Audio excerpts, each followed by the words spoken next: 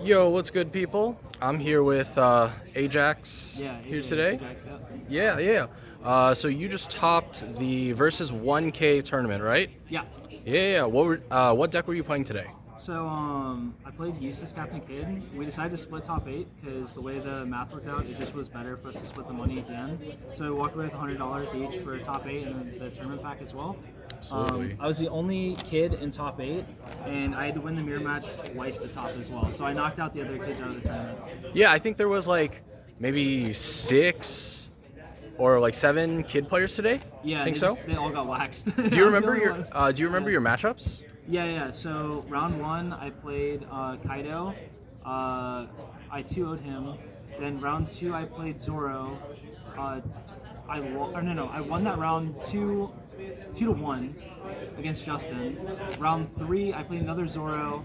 I lost that round. That was my only loss in Swiss, and that was because I fucked up really bad. I made a play to protect my Okiku, and he said a number, and I heard a different number, so I dropped out of my hand my counter power, and he was like, "Do you want to drop another one?" And I was like, "I guess I have to," but it made the hand unplayable, and he was able to still kill the Okiku through my other blocker because I had wasted the extra card when I didn't need to, and then I scooped from there, and then he just won fair and square game two, so that was unlucky. And then round four, I played against green, and then round five I played against green again, and those were both wins, 2-0s. Oh no, Nice. the second one was 2-1. Nice, Yeah. nice, nice. Yeah, Very so nice. then we got the nice promo pack. Yeah, yeah. All right. So leader. So for the one drops, we played Bonnie, Beige, Yep. and we played 3 Momo. Okay. So, So you're playing the Wano package. yeah. So we're playing the Wano package, but we're not maxing out on this card because it's only good going second, and you have to open it because you want to see your Okiku on your turn 2 play when you have 3 or 4 Dawn. So it's only good then. After that, it's literally just a 1K combo because you're almost never playing it unless the Dawn math adds up. And then obviously you're playing the 1K blocker because it's 1K. Yep. And then you're playing Bonnie Yep. because obviously Bonnie's searching the majority of your deck, more than 50%. And this card is good at all stages of the game because it searches your big cost cards, your small cost cards, everything. So Bonnie's super MVP. If you're not getting more than one search with Bonnie, it's almost never worth the play unless you're playing in the red matchup because they play the Robin that pops this card. That's fair. All right. Next we play 3 Nekomamushi, 4 Killer. That's 4. 4. Yeah, so we're playing 4 of this card. The reason why is a lot of people are playing purple and green, and this card is cracked in the mirror because you can usually resolve it 2 or 3 times even with just one copy because you can loop it with other cards you'll see later like Law. And also since it's 1K combo power, it never feels bad if you have to dump this out of your hand early. It's a good turn 2 play and it's a good turn 3 play. And then sometimes you need it to go for game as well when they have 1 or 2 blockers out. This can help you close out the game if they clear your Okiku. And then we play this because Search Ball Bonnie is a 2K counter. Yeah. And the killer just draws you a card and filters all the time, and it's a low cost blocker. Yeah. All right. Next we play 4 Izo, 4 Okiku, 2 Raizo, and 2 Killer. So 2K counter that's searchable with the Wano package. I actually played this card, hard cast it, or played it off Law skill about 3 times today. And every time I did it, it was the most insane thing ever.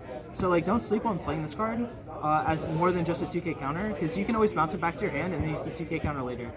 Okiku, you need to play this on turn 2 every game. You want to go first and play it on 3. Sometimes you can play it going second on second turn if you drop it with a beige. But if you don't drop it with a beige, in the green matchup, they'll pop it using Cat Viper and swinging into it with leader. It's really, really crucial to get this out. In the mirror matchup, both times I won the mirror is because I played no Kiku and I got it to stick because I had blockers or I had a way to protect it. There was a turn where in the mirror I dumped 4 cards in my hand on turn 3 to protect the Okiku. Yeah. And that won me the entire game. For 12 turns, it was literally only won because I protect this card. So it's really essential this card lives. Sure. Raizo, I didn't summon this guy once today, but sometimes he's worth it. I played him in the other locals today, or this week. And he's come in good in the mirror and other matchups, but he's 1K combo power that's searchable off of Momo. Yeah. So Momo whiffs less. And he lets you draw too, right? Yeah, he lets you draw if it's not other characters, it's just if I have 2 rested. So if I have 1 rested card and I swing with this, I get to draw. So it's pretty unconditional ways to draw cards and get back into the game. So if early game they kill your 1-cost searchers, you can play this and get back into the game with card advantage. Two killers. I see a lot of people play this at 1. That's just too little. There's so many red players, at least in Central Florida. It was 2 of my rounds today. So this card is like really, really pivotal, either while they're hitting it off trigger, or if you're playing it with the combo with Cat Viper. So you can play Cat Viper and then play Killer to pop Robin, because red decks will super hard protect their Robin because it's the way to win this matchup. So this is like the easiest way to win that, because if you just tap it with Cat Viper and then swing into it, I have multiple matchups where like the red player will dump like 3 or 4 cards out of their hand to protect the Robin. So this is like the guaranteed way to kill it. Yeah, I'm pretty sure there was something like 10, 12 red players or something like that. Yeah, there was a ton of red players. It definitely seems to be the meta right now. Yeah, and like the 3 other locals I played this week, at least 2 of my rounds each time were all red. So, and there's a lot of good red players here too. They're not like brain off red players. So it's really hard to win that matchup, but if you don't draw killers. Yep. And you can also loop it with this next card, Law, and 3 Basil. So we don't max out on this card because it's not combo power, and you only really need to play it once to win the game. So you can loop your killers and your Cat Vipers and your Ezos. So there's just like more utility in playing this card over other 5Ks or 5 drops. And we play 3 Basil. Again, we're not maxing out because it doesn't have combo power, but again in the mirror, the one who wins the mirror has this on the field and can protect it more than 1 turn.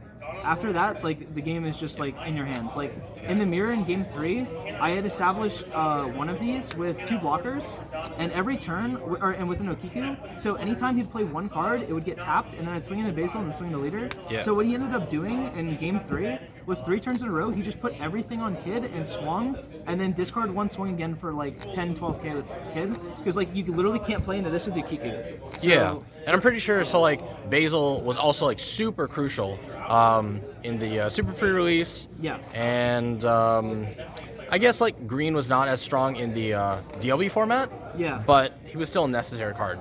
Yeah, he was good, and he's really good into red too, because like they're putting a lot of 5Ks that are swinging in, so they can't really play around this card. So it's just always a bomb. It's what you always want to see.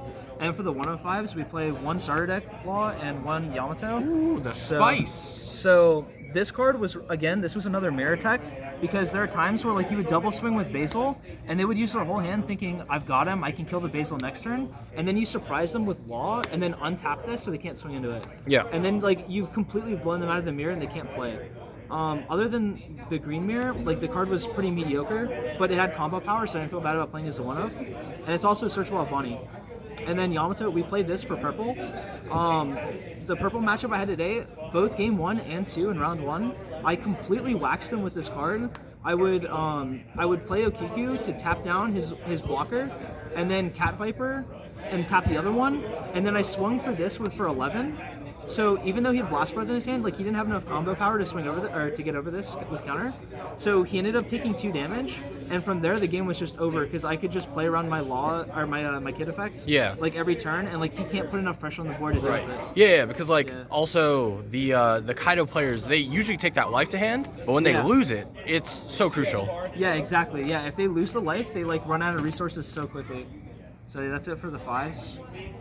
Also, Yamato's Wano Country, so searchable off Momo as well. And then for the big boys, we play 3 of the 7-drop Kid. This card is just amazing. Like, it's good into literally every matchup other than blue.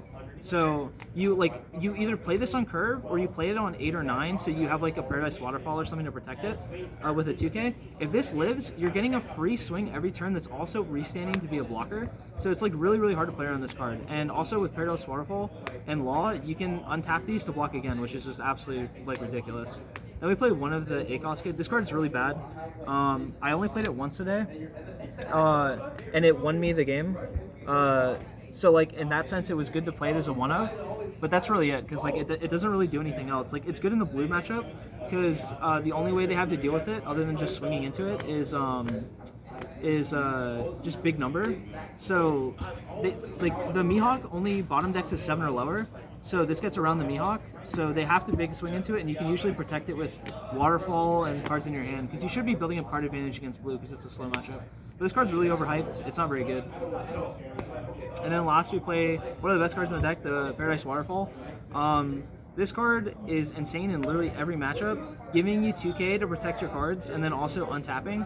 So oftentimes your opponent will think they're safe, when you like tap out and they or like tap out to 1, and then you have all your creatures tapped out, so they think they can clear your board for the next turn. And then on their first swing, you waterfall, untap the one they want to get rid of, like the Basil Hawkins or anything. Yeah. And it makes this card absolutely insane. Like, this was another card that won me both green mirrors. It doesn't really do too much in the purple mirror. Or not the purple mirror, the purple matchup. And it's obviously it's good into the red matchup because they're usually swinging with Zoro and the little Zoros for like 5 Yeah. to try to get 1 case out of your hand. So normally you can do that and then untap a blocker that's like a 7-drop kid that's going to just chump block easy, a 5k and live. So this card's just crazy. So yeah, that's pretty much the whole deck. I'll just open this little pack. Yo, this pack's crazy. It's got the law. Oh, it's got the law? Yeah, these packs are so hard to open though. High key. Yeah, we got the law. This pack is so hard to open. Holy shit. This was the hardest matchup. Yeah, this is the hardest matchup, bro. Actually, yeah, this card's really good.